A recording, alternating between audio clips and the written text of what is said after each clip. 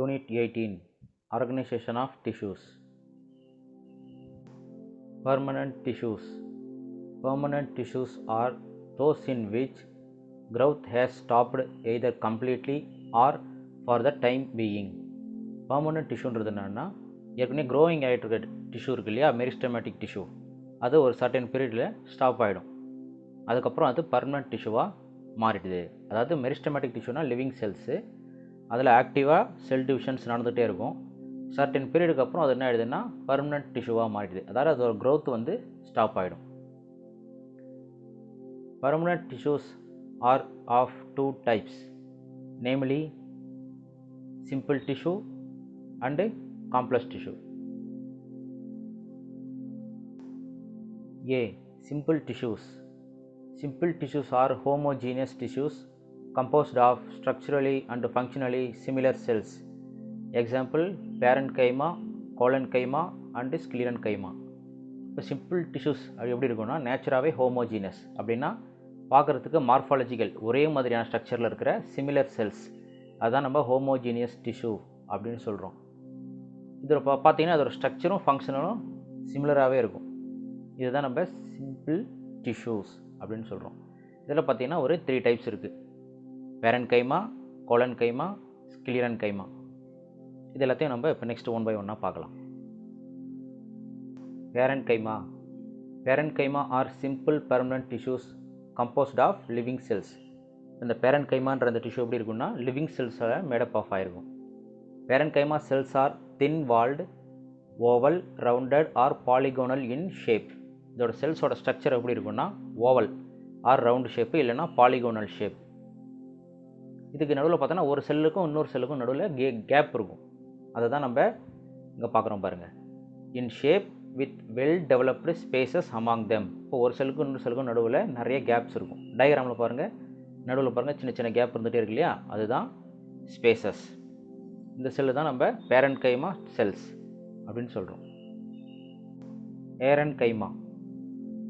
இப்போ ஏரன்கைமான்னு என்னென்னு பார்க்கலாம். In aquatic plants parenchyma possess intercellular air spaces and is named aerenchyma.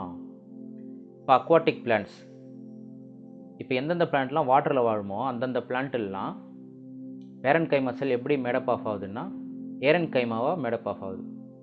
அப்படின்னு என்னென்னா நடுவில் நிறைய ஏர் ஸ்பேஸ் இருக்கும். அதனால தான் அது தண்ணி மேலே மிதக்கிறதுக்கு ஹெல்ப்ஃபுல்லாக இருக்குது. இந்த டயக்ராமில் பாருங்கள், சுற்றி சரௌண்டாக செல்ஸ் இருக்குது, அதாவது பேரன்கைமா செல்ஸ், நடுவில் நிறைய பெரிய பெரிய கேப் இருக்குது. இதனால தான் என்ன பண்ணுது, அது வாட்டரில் வாழ முடியும். ஸோ இது எந்த பிளான்ட்டுக்கு இருக்குன்னா அக்வாட்டிக் பிளான்ட்ஸ் எல்லாத்துக்கும் இந்த மாதிரி தான் இருக்கும். என்ன இருக்குன்னா பேரன்கைமா ஏரன்கைமாவாக இருக்கும். Chlorenchyma. When exposed to light, parenchyma cells may develop chloroplasts and are known as chlorenchyma. இந்த பேரன்கைமா செல்ஸு சன்லைட்டில் நல்லா பட்டுதுன்னா அதில் குளோரோபிளாஸ்ட் அப்படின்னு ஒரு பிக்மெண்ட்டு டெவலப் ஆகும். அது மூலயமா அது ஃபோட்டோசிந்தசிஸ் ப்ராசஸை பர்ஃபார்ம் பண்ணும். இதை தான் நம்ம குளோரன்கைமான்னு சொல்லுவோம். பேரன்கைமா தான், அதில் குளோரோபிளாஸ்ட் பிக்மெண்ட் இருக்கிறதுனால அது ஃபோட்டோசிந்தசிஸ் பண்ணும். அதனால் அது பேரை குளோரன்கைமான்னு சொல்கிறோம். இந்த டயக்ராமில் பாருங்கள், அந்த ஒவ்வொரு செல்லுக்கு நடுவுலையும் பாருங்கள் நல்லா டார்க் கலரில் க்ரீன் கலரில் ஒரு பேச்சஸ் தெரியும். அது எல்லாமே குளோரோபிளாஸ்ட். ஸோ அது என்ன செல்லுன்னா chlorenchyma. Parenchyma may store water in many succulent and xerophytic plants. Succulent அப்படின்றது என்னென்னா திக்காக மாறிடுறது தான். இப்போ இந்த இது பார்த்திங்களே சப்பாத்தி கல்லி, அது பார்த்திங்கன்னா அந்த லீஃப்லாம் ரொம்ப திக்காக மாறிடும். அந்த ஸ்ட்ரக்சர் தான் இங்கே சொல்கிறாங்க. ஸோ இதெல்லாம் என்ன பிளான்ட்னா ஜீரோஃபைட்டிக் பிளான்ட்ஸ், அதாவது ட்ரை லேண்டில் வாழ்கிற பிளான்ட்ஸ் எல்லாம் ஜீரோஃபைட்டிக் பிளான்ட்ஸ். ஸோ அது அந்த மாதிரி பிளான்ட்டில் என்ன பண்ணும், parenchyma may store water in many succulent and xerophytic plants. அந்த மாதிரி பிளான்ட்டில் இது வாட்டரை ஹோல்டிங் பண்ணுற கெப்பாசிட்டியாக அடாப்ட் ஆகிடுது. It also serves the functions of storage of food reserves, absorption, buoyancy, secretion.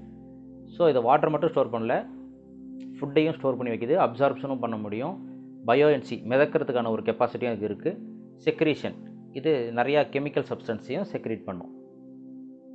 So இதெல்லாம் பேரன்கைமாவோட another functions. Do you know? In potato, parenchyma vacuoles are filled with starch. இப்போ உருளைக்கிழங்கு பார்க்குறீங்க இல்லையா, பொட்டேட்டோ, அதுக்குள்ளே இருக்கிற அந்த வேக்யூல்ஸில் என்ன ஃபில் ஆகிருக்குன்னா ஸ்டார்ச் ஃபில் ஆகிருக்கு. அதே மாதிரி in apple parenchyma stores sugar. Apple என்ன பண்ணும், ஸ்டோர் பண்ணி வச்சுருக்கு, சுகரை ஸ்டோர் பண்ணியிருக்கு. ஸோ இதுவும் பேரன்கைமாவோட similar functions. Collenchyma. Collenchyma is a living tissue found beneath the epidermis. Collenchyma வந்து எங்கே இருக்குன்னா எபிடெர்மிஸ்க்கும் கீழே இருக்கக்கூடிய ஒரு layer. Cells are elongated with unevenly thickened walls. செல்லில் பார்த்தீங்கன்னா அதோட வால் பார்த்தீங்கன்னா அன்ஈவனாக டிஸ்ட்ரிபியூட் ஆகிருக்கும். Cells have rectangular oblique or tapering ends and persist protoplast. Cell பார்த்தோன்னா ரெக்டாங்குலர் ஷேப்பில் இருக்கும், அதில் கண்டினியூஸாக புரோட்டோபிளாஸ்ட் ப்ரெசென்ட் ஆகிருக்கும். They possess thick primary non-lignified walls. They provide mechanical support for growing organs. இது என்ன பண்ணும், பிரைமரி நான் லிக்னிஃபைடு வால்ஸாக செயல்படும். இதோட மெயின் ரோல் பார்த்தோன்னா mechanical support for growing organs. Plant வளர்கிறப்ப அதுக்கு ஒரு மெக்கானிக்கல் சப்போர்ட், அது கூட நிற்கிறதுக்கு ஒரு ஸ்ட்ரென்த் இது கொடுக்கும். இந்த டயக்ராமில் இருக்கு இல்லையா, அதுதான் collenchyma. ஸ்க்ளிரன்கைமா. Sclerenchyma consists of thick-walled cells which are often lignified. Sclerenchyma பார்த்தோன்னா thick-walled செல்ஸாக இருக்குது, அது பார்த்தீங்கன்னா லிக்னிஃபைட் ஆகிடுது. லிக்னிஃபைட்னா ரொம்ப ஹார்டாக ஒரு அவுட்டராக ஒரு ஷெல் மாதிரி ஆகிடுது, அதாவது ஒரு ஸ்டோன் மாதிரி நல்லா ஸ்ட்ராங் ஆகிடுது. அதுதான் Sclerenchyma செல்ஸ். இது ஒரு dead cells. Sclerenchyma cells are dead and do not possess living protoblast at maturity. Sclerenchymaன்றது என்னென்னா ப்ரீவியஸாக பார்த்தோன்னா அது ஒரு செல்லாக இருந்திருக்கும், பட் இது ஓல்ட் ஆனதுக்கப்புறம் என்ன ஆகுதுன்னா அதில் புரோட்டோபிளாஸ்ட் உள்ளார இல்லை, அதாவது செல்லுக்குள்ளே இருக்கிற மெட்டீரியல்ஸ் எதுவுமே இல்லை. இது இப்போ லிவிங் கண்டிஷனில் இல்லை, பட் டெட் கண்டிஷன் தான். பட் இருந்தாலும் பிளான்ட்டுக்கு சப்போர்ட்டிவ்காக இது இருக்குது. Sclerenchyma cells are grouped into fibers and sclerites. இந்த Sclerenchyma நம்ம 2 டைப்ஸாக செப்பரேட் பண்ணலாம். First one fibres, second one sclerites. Fibers are elongated sclerenchymatous cells usually with pointed ends. Their walls are lignified. Fibres அப்படின்றது நார்மலாக எப்படி இருக்குன்னா எலாங்கேட்டட், நல்லா நீட்டாக இருக்கும். அந்த டயக்ராமில் பாருங்கள், ஃபைபர்ஸ்ன்றது பாருங்கள் தான். இது ஒரு ஸ்க்ளீரன்கைமட்டஸ் செல்ஸ் அப்படின்னா டெட் செல்ஸ் அப்படின்னு அர்த்தம். இதோட பாயிண்ட்ஸ் எப்படி இருக்கும்னா லிக்னிஃபைடு. இதுக்கு 2 பாயிண்ட் இருக்கும், டாப் பாட்டம் அப்படின்னு சொல்லிட்டு. இது ஒரு lignified. Fibres are abundantly found in many plants. Fibres mostly எல்லா பிளான்ட்லேயுமே இருக்குது. The average length of fibres is 1 to 3 mm.